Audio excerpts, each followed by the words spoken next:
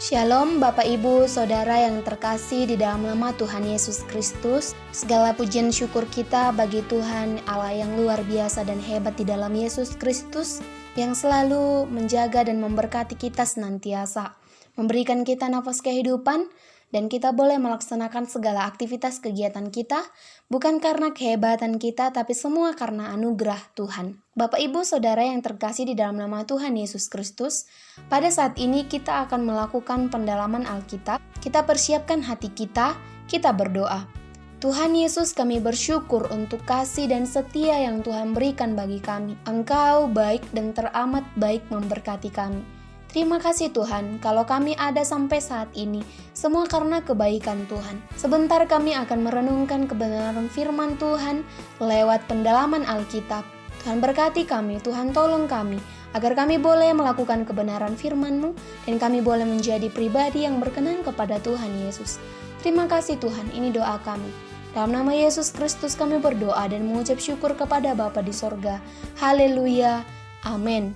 Bapak Ibu Saudara yang terkasih di dalam nama Tuhan Yesus Kristus, tema pendalaman Alkitab kita pada saat ini adalah Tuhan Yesus keturunan perempuan yang mengalahkan si ular di dalam Kejadian 3. Ketika manusia masuk ke dalam tipu daya ular ataupun iblis dan Allah mengetahuinya, Allah datang menghukum ular dan manusia itu. Ketika Allah menghukum ular itu, Allah mengatakan bahwa keturunan perempuan akan meremukkan kepala si ular. Meremukkan berarti mengalahkan si iblis dengan sempurna.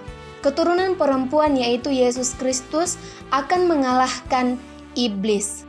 Ini merupakan janji penebusan Allah akan manusia dari dosa.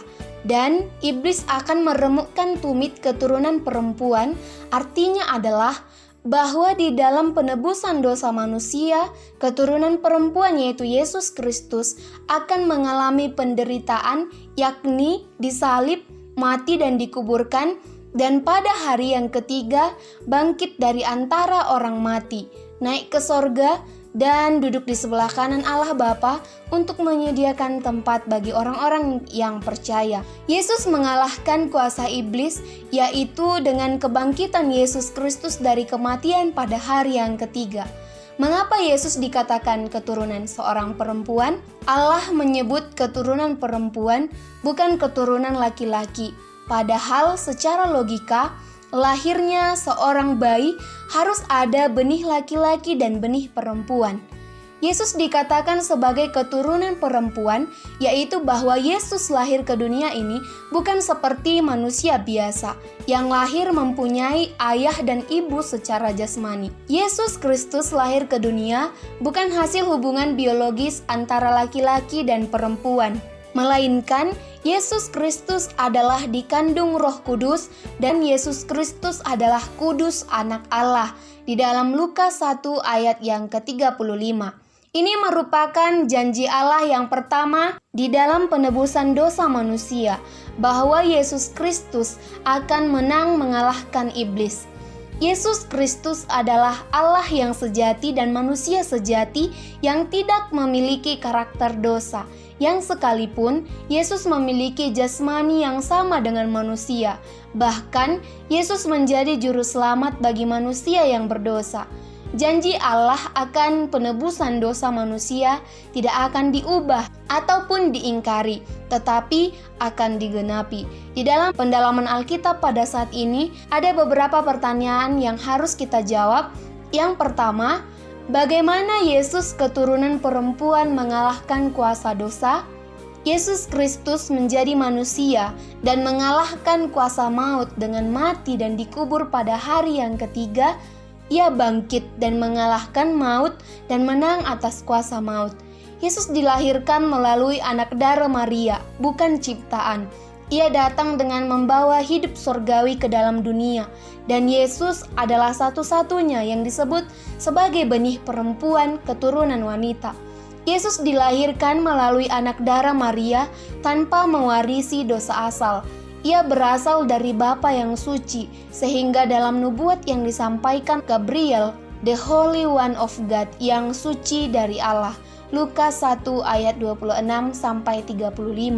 Pertanyaan yang kedua, bagaimana Yesus Kristus meremukkan iblis ataupun si ular? Yohanes 19 ayat 30, sesudah Yesus meminum anggur asam itu, berkatalah ia, sudah selesai. Lalu ia menundukkan kepalanya dan menyerahkan nyawanya.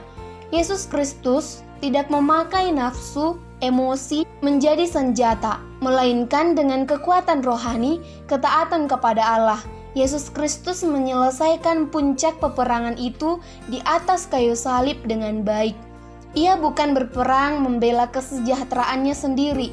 Waktu kesejahteraannya dirampas habis, kesehatannya sudah terancam, hidupnya sudah dirusakkan, tubuhnya sudah ditusuk, darahnya sudah dialirkan, dan ia mati di kayu salib. Yesus Kristus meremukkan kepala iblis dengan menggunakan kuasa Bapa di surga. Dan Yesus mengatakan sudah selesai, artinya Yesus sudah selesai mengalahkan kuasa si iblis.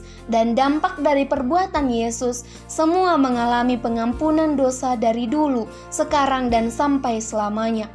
Yesus mengalahkan iblis bukan dengan cara kemanusiaannya, bukan dengan kekerasan, amarah, benci, dan sebagainya.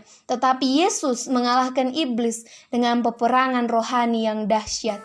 Pertanyaan yang ketiga, apakah arti meremukkan kepala ular? Menghancurkan kepala si iblis yang tidak akan bisa dipulihkan lagi, yaitu mengalahkan kuasa setan dengan kuasa Bapa di sorga melalui Yesus Kristus, anak yang diutusnya ke dunia ini. Pertanyaan yang keempat, apakah Allah pernah memberikan janji kepada bangsa Israel bahwa Yesus Raja Keselamatan akan lahir dari seorang perempuan? Ya, pasti. Allah memberikan janji kepada manusia yang ia kasihi. Di dalam Yesaya 7 ayat yang ke-14, demikian kebenaran firman Tuhan, sebab itu Tuhan sendirilah yang akan memberikan kepadamu suatu pertanda. Sesungguhnya seorang perempuan muda mengandung dan akan melahirkan seorang anak laki-laki, dan ia akan menamakan dia Immanuel.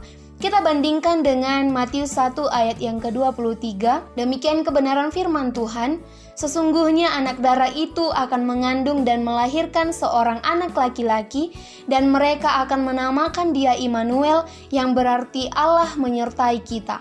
Juga di dalam Galatia 4 ayat yang keempat, tetapi setelah genap waktunya, maka Allah mengutus anaknya yang lahir dari seorang perempuan dan takluk kepada hukum Taurat. Pertanyaan yang kelima, apakah ada orang yang tidak percaya bahwa keturunan perempuan atau Yesus Kristus adalah Mesias?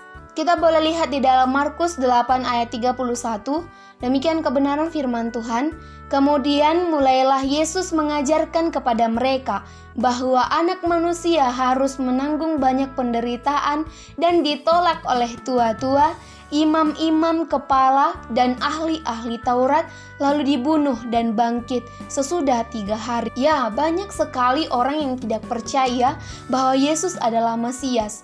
Bahkan ahli-ahli Taurat tidak percaya bahwa Yesus adalah Mesias. Ada banyak orang yang bilang tidak mungkin Yesus sebagai raja. Yesus saja lahir di tempat yang hina, yaitu kandang domba. Tidak mungkin Yesus Kristus itu seorang penyelamat. Dia saja disiksa dan disalib, bahkan mati. Ada banyak argumen yang demikian, seakan-akan membenarkan pendapat tersebut, ternyata salah. Yesus memang lahir di kandang domba, tempat yang hina. Ini menunjukkan bahwa Yesus datang ke dunia untuk menyatakan kerendahan hati, bukan kemuliaan dunia, tetapi kemuliaan Allah. Yesus memang disiksa, disalib, dan mati, tetapi tidak sampai di situ. Yesus juga bangkit pada hari yang ketiga. Ini menunjukkan bahwa Yesus bukanlah manusia biasa, tetapi Yesus adalah Tuhan dan Penyelamat. Yang menjadi kesimpulannya, yang pertama adalah Yesus Kristus adalah Juru Selamat. Dia adalah Tuhan yang menjadi manusia, lahir dari seorang perempuan yang dijanjikan oleh Allah. Yang kedua, Yesus Kristus keturunan perempuan, bukan berarti perempuan itu lebih tinggi dari Yesus. Yesus tetaplah yang lebih tinggi, sekalipun perempuan itu adalah ibunya. Sebab Yesus adalah Tuhan, dan Allah hanya memakai perempuan itu menjadi alat Tuhan dalam menggenapi janjinya bagi manusia yang dikasihi Allah. Yang ketiga, Banyak orang yang tidak percaya Tuhan Yesus dan mengatakan tidak masuk akal. Percayalah dengan iman bahwa Allah tidak dapat dimengerti dengan akal pikiran. Yesus adalah Tuhan untuk selama-lamanya. Demikian kebenaran firman Tuhan. Semoga kita dapat melakukannya dengan urapan kuasa Roh Kudus. Kita kembali berdoa. Terpujilah Engkau Bapa yang baik untuk kebenaran firman-Mu yang Engkau nyatakan bagi kami. Terpujilah Engkau Bapa, termulialah Engkau. Kau tolong kami untuk mengerti dan memahami kebenaran firman-Mu. Secara kemanusiaan ataupun kedagingan kami susah untuk mengerti kebenaran firman-Mu. Tapi kami percaya dengan kuasa Roh Kudus-Mu, dengan pertolongan-Mu Bapa, kami mampu dan kami sanggup melakukannya, dan kami menjadi pribadi yang berkenan kepada Tuhan. Terpujilah Engkau di dalam Yesus Kristus. Kami berdoa dan mengucap syukur kepada Bapa di sorga. Haleluya. Amin. Tuhan Yesus memberkati kita semuanya. Shalom.